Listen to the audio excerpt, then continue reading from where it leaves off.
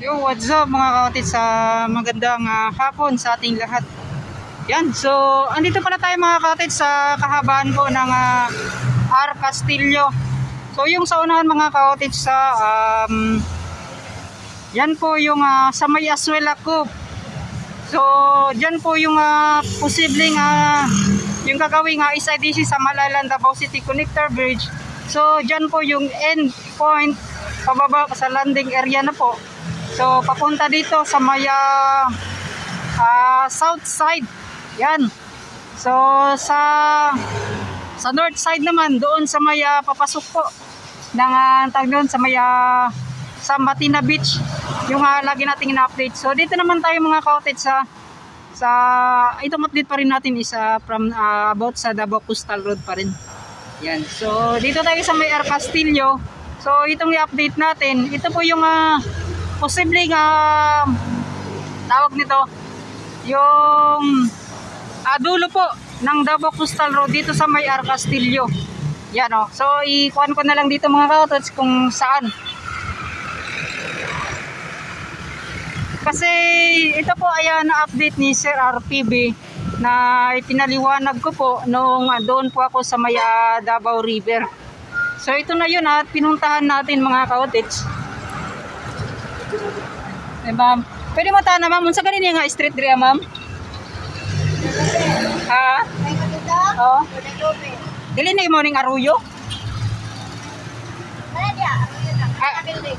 Mo ning kitab nila Arroyo. Pero unsa ra ka sa Arroyo, mugo ra ba o taas siya? Dire lang ang kani sa naman na dito. South Bay dire. Kani sa diretso lagi sa South Bay madulong. Oh, ma'am, salamat ma'am. Sa mo ning Arroyo. Ayan mga ka-cottage itong dito banda isa Arroyo. So ang anong gitawag siya Arroyo kanang dalan gyud siya ma'am or tungod lang sa building? Street gyud siya no. So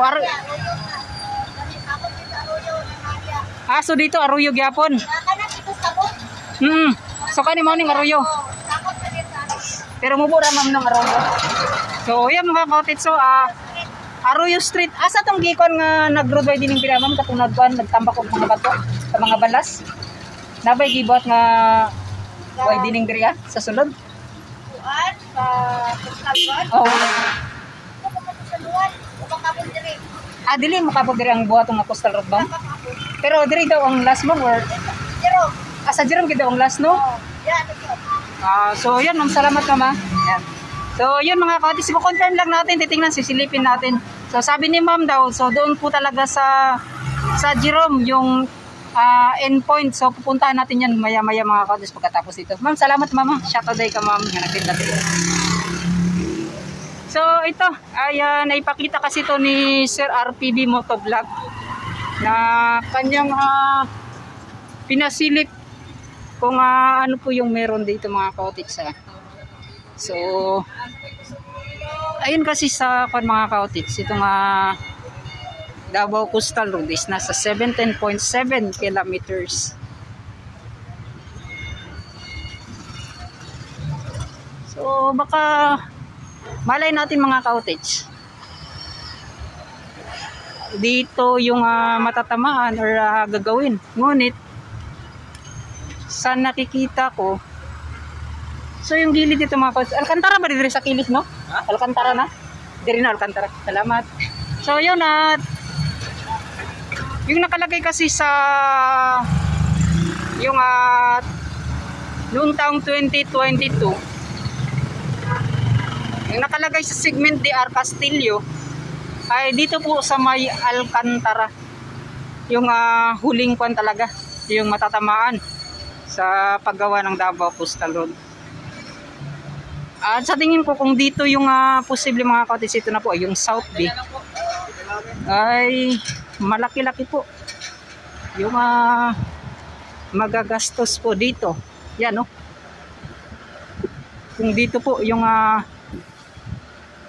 tumbukan or matatamaan sa paggawa nitong Davao Coastal Road.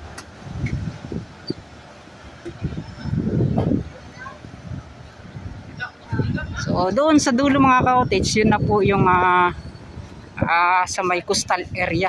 So lalakarin lang natin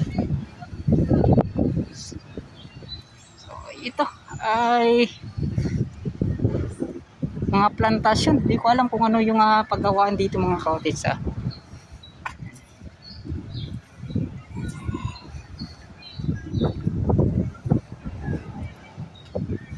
Confirm lang natin kung magtanong-tanong tayo dito.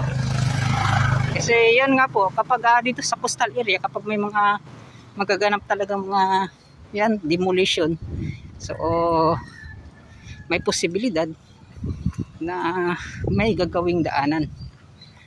Pero sa tingin ko dito, kung dito man yung huling segment talaga para sa gagawin yung parang may esplanade na talaga mga cottage, no?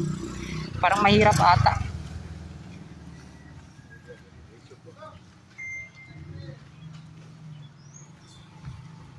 Napakaraming hindi ko kung titulado pa talaga dito sa kabilang gilid. Dito sa may South Bay. Yan.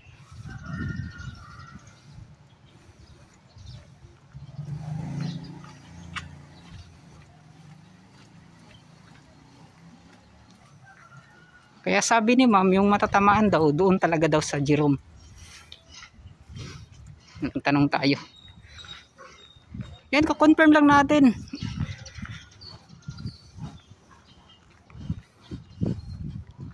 So, mega shoutout pala kay Fernando.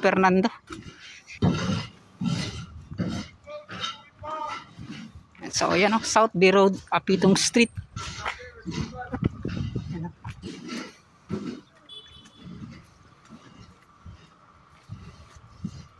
Guys, ay shoutout sir. Yan.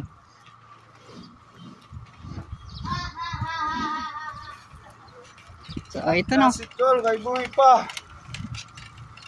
Yan malayaw. Guys, ngapon. So yan at paliko na po tayo mga cottage. At yan, makikita po ninyo mga cottage yung mga building na yun. So yun na po yung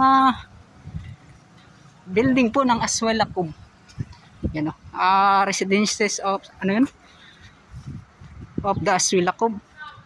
Kalimutan ko.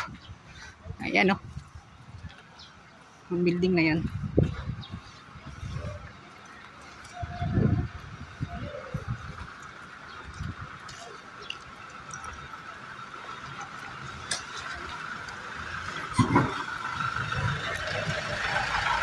So yun, malayo din mga cottage yung ating nilakad.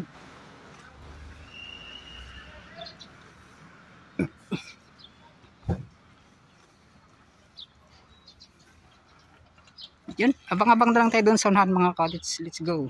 Yung mga cottage, nawawala po tayo. Siguro ay hindi na natin to itutuloy yung pag-update dito. Yun nga po ay di ko alam kung saan po yung daanan. Pakapunta po tayo doon sa may tawag niyan. Doon po sa may doon sa may dulo nitong sa may South Bay. Yan. So sobrang hirap pala hanapin yung mga daanan dito mga cottage.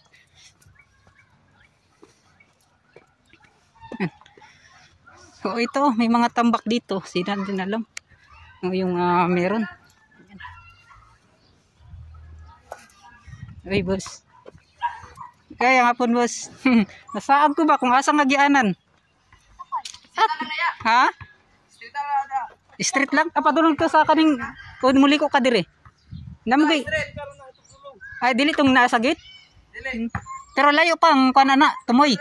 Dolra. So muli ko napod ka padulong dire. Balay na. So diri day, abi na ko kaning agyanan kani diri Dili na sirado day no.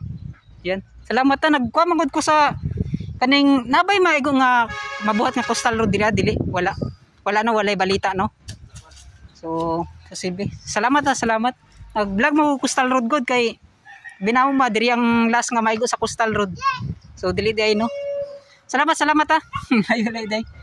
So yung mga cottage hindi ko na siguro magpatuloy yung pag-update ko dito kasi nga po parang bad news yung mga nakuha natin kasi yung nakuha nating update na baka dito daw sa South B, sa may Arroyo Street. Mahirap kasi mga kaotis, so kasi yung mga kwan dito ay puro kasi mga parang plantasyon ata to sa may Alcantara.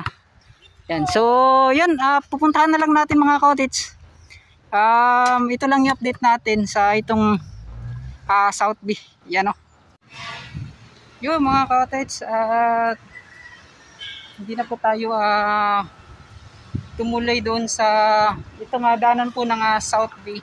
Kasi yun nga po ay yung alignment nitong daanan, so hindi po dito posible yung endpoint sa R. Castillo segment.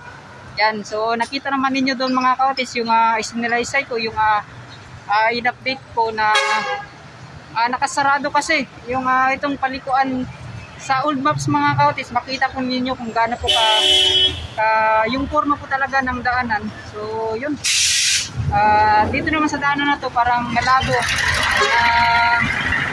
Dito gagawin yung huling segment dito sa may R. Castillo. So yun, so ito po ay confirmation lang po dahil po ito ay nakita po sa update lang po ni Sir RTD Motovlog.